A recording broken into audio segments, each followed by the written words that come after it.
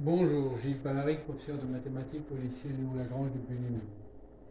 Correction du C3. Exercice 1, ensemble des deux nombres, complété par le symbole appartient par le symbole n'appartient pas.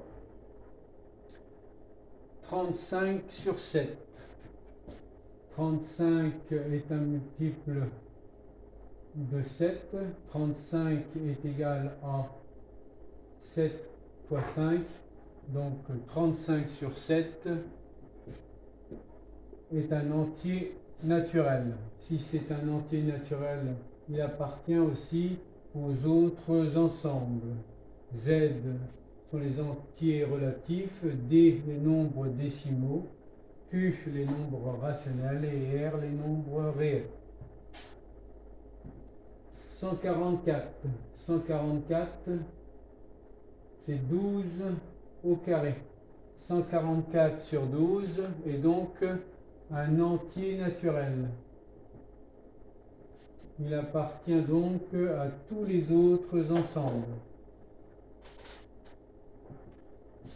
25, c'est 5 fois 5. Mais 144 n'est pas un multiple de 5. 144 sur 25 n'est donc pas un entier naturel. S'il n'appartient pas à n, ici, puisque 5 ne divise pas 144, il n'appartient pas à z non plus. Est-il un entier, est-il un nombre décimal? Une des caractérisations des nombres décimaux, lorsqu'ils sont écrits sous forme rationnelle irréductible, cette quantité ici appartient à Q, P et Q remis entre eux. Bien si et seulement si Q est un produit de puissance de 2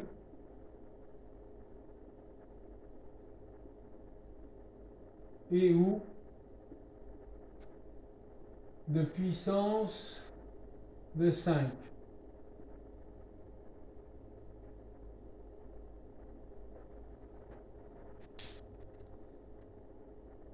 « 25, c'est bien 5 fois 5, donc on peut dire que 144 sur 25 appartient à D. Évidemment, il appartient à Q et il appartient à R. Ce nombre est négatif. Il n'est donc pas dans N. Le dénominateur est un multiple de 5. Le numérateur n'est pas un multiple de 5 puisque son chiffre des unités c'est 4.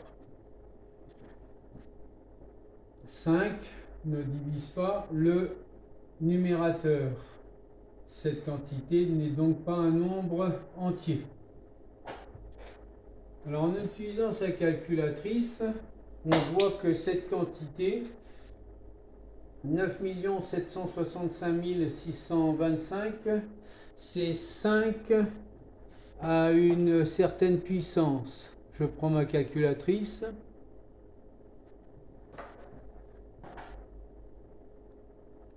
Et je regarde. 5 à la puissance 10.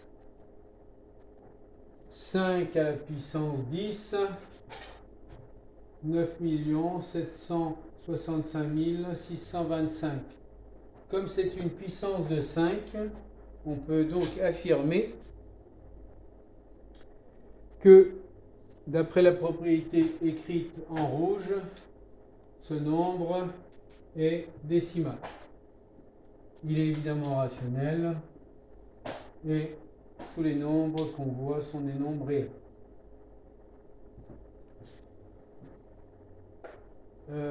Ici, ce nombre est un multiple de 5. Celui-ci n'est pas un multiple de 5.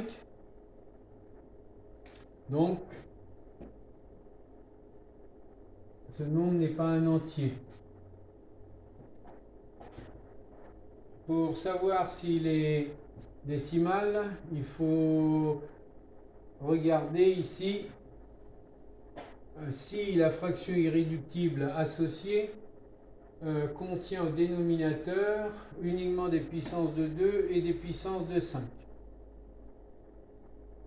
Cette quantité est divisible par 5. Je vais donc utiliser la calculatrice pour effectuer la division.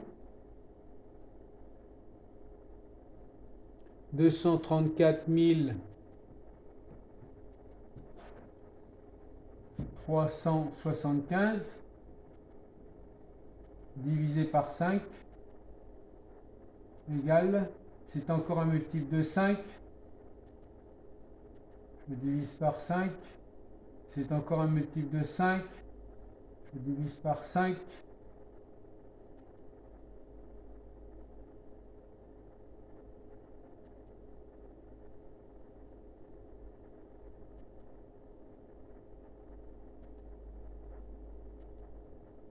c'est encore un multiple de 5, je divise par 5, c'est encore un multiple de 5, je divise par 5, et là c'est 3 fois 25. Donc ici il y a 3 fois une puissance de 5. Il est nécessaire maintenant que je regarde si le numérateur est un multiple de 3. 5 plus 4, ça fait 9. C'est un multiple de 3. 7 plus 2, ça fait 9. C'est un multiple de 3. 8 et 1, ça fait 9. C'est un multiple de 3. 6 plus 4, 10. Et 8, 18, c'est un multiple de 9, donc c'est un multiple de 3. Le numérateur est un multiple de 3. Et donc, on peut simplifier la fraction de telle sorte qu'au dénominateur, il n'y ait plus que des puissances de 5. Je peux donc affirmer que cette quantité est un nombre décimal. C'est un nombre rationnel, évidemment. Et c'est un nombre réel. Exercice 2.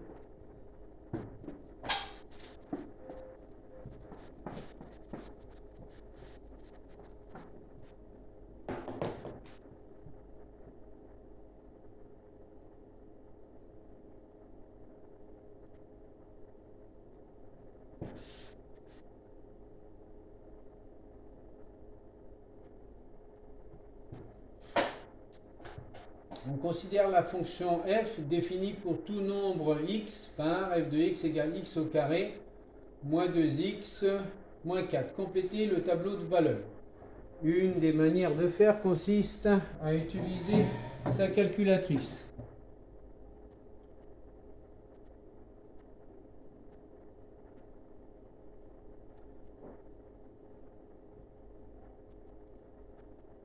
Je vais dans le menu table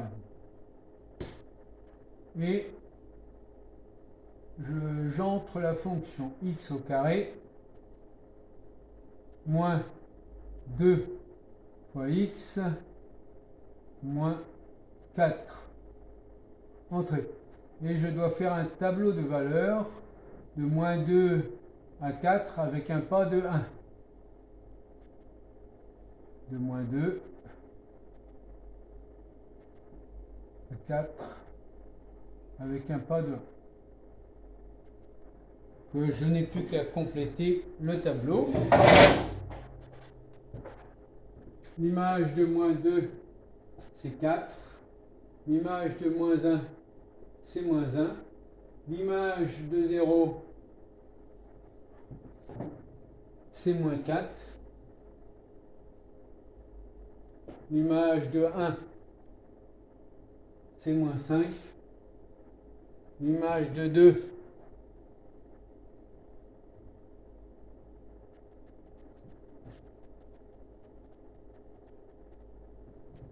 c'est moins 4. l'image de 3, c'est moins 1.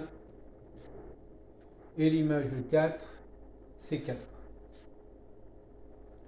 Tracez la courbe représentative de f sur l'intervalle moins 2, 4 dans le repère ci-contre.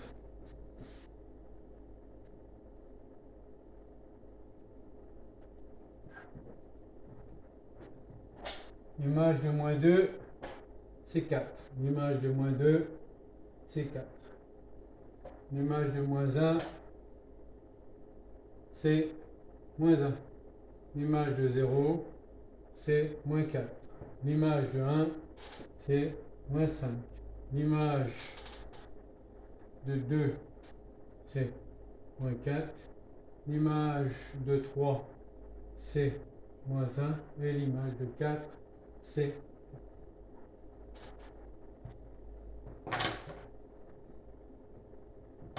alors la courbe représentative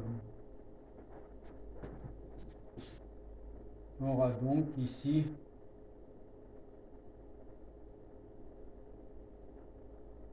la forme suivante.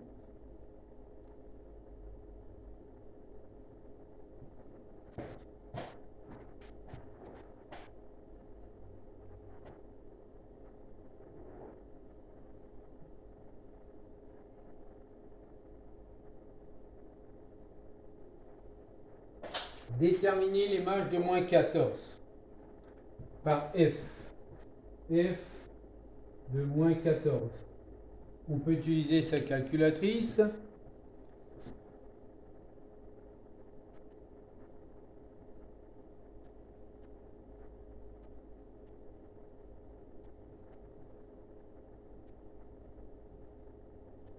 Ici,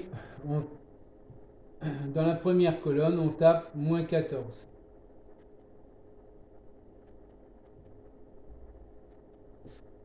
L'image de moins 14, c'est 220. Déterminer les deux antécédents de 620 par f. Donc si on regarde ici la forme de la courbe, eh bien on peut supposer que pour trouver les antécédents, il va falloir regarder ici pour des nombres plus petits que moins 14 et suffisamment grands. Donc on peut tester progressivement. Je vais donner par exemple, chercher l'image de moins 20.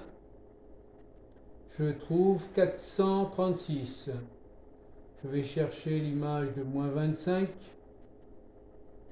Je trouve 671. Je vais chercher l'image de moins 24. Je trouve 620. Donc, on va trouver deux antécédents ici. Moins 24.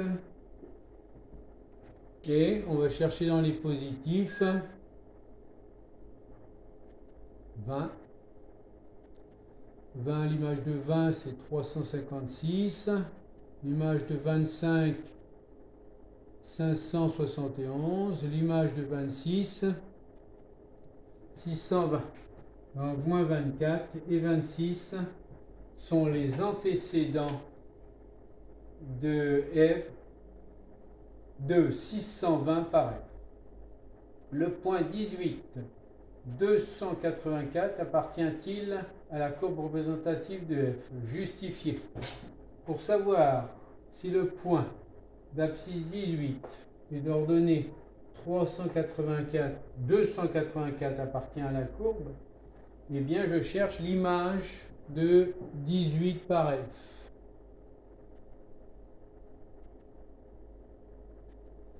Et je trouve que l'image de 18, c'est 284. F de 18 est égal à 284. A appartient à la courbe représentative de F.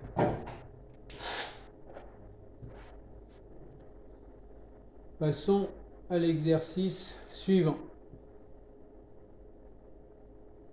Taux d'évolution.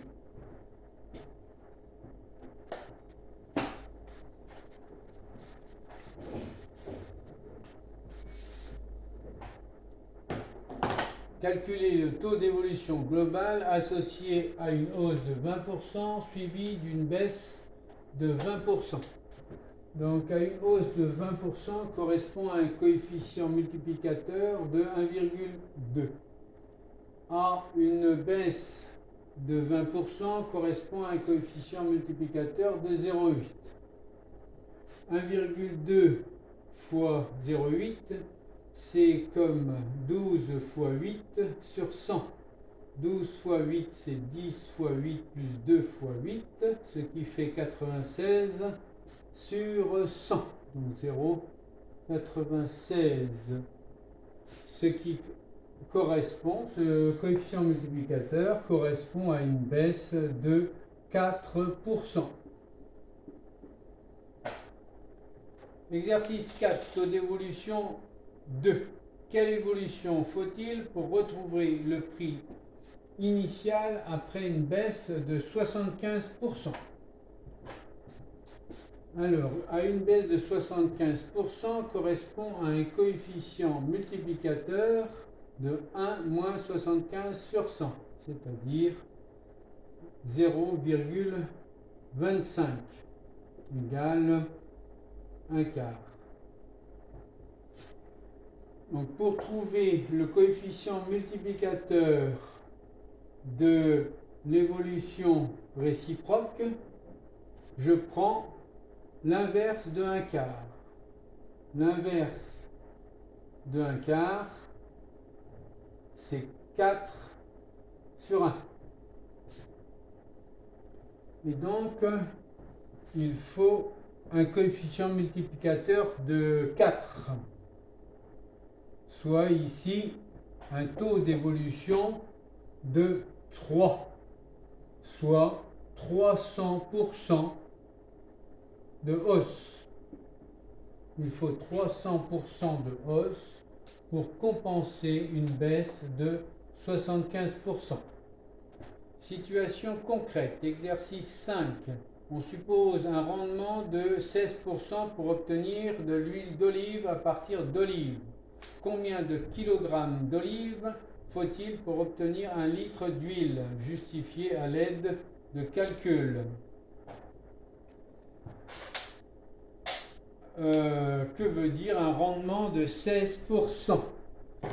Ça veut dire que si on met X kilogrammes d'olive, eh bien on produira X fois 0,16 huile litres d'olive. Et on cherche à obtenir 1 litre d'huile d'olive. On a donc X égale 1 sur 0,16, soit 1 sur 16% égale 100 sur 16 égale 4 fois 25 sur 4 fois 4, soit 25 quarts. 25 quarts, c'est 24 quarts plus 1 quart, soit 6,25. Il faut donc 6,25 kg d'olive pour obtenir 1 litre d'huile d'olive. Exercice 6, c'est une question de cours. Démontrer que le nombre racine de 2 n'est pas un nombre rationnel. Par définition, le nombre racine de 2 par définition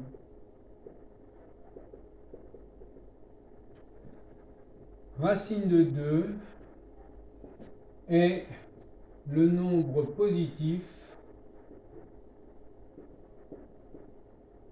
dont le carré vaut 2. On suppose que ce nombre existe. Et ici, on veut démontrer que ce nombre n'est pas un nombre rationnel. On va supposer que on a trouvé un entier P et un entier Q premier entre eux, donc dont le PGCD égale 1, tel que le carré de la fraction P sur Q soit égal à 2. Par définition, donc, c'est équivalent à P2 sur Q2 égale 2, ce qui est équivalent à dire que P carré égale 2Q carré. On voit donc que P au carré est un nombre pair, ce qui implique que P est pair. Effectivement, si on considère un nombre L impair, alors